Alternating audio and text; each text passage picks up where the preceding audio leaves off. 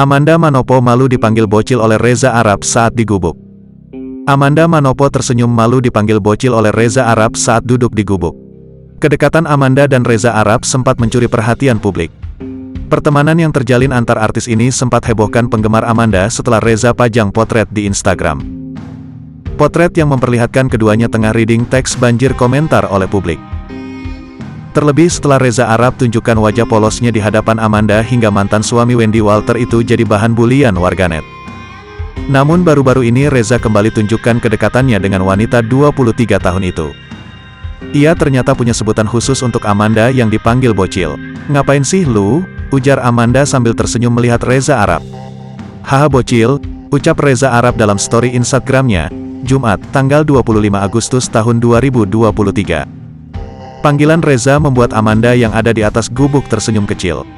Ia tampak tersenyum malu setelah Reza merekam Manda dengan jarak dekat. Mantan lawan main Arya Saloka itu tertawa setelah Reza merekam dirinya yang tengah asik duduk di gubuk bertingkat.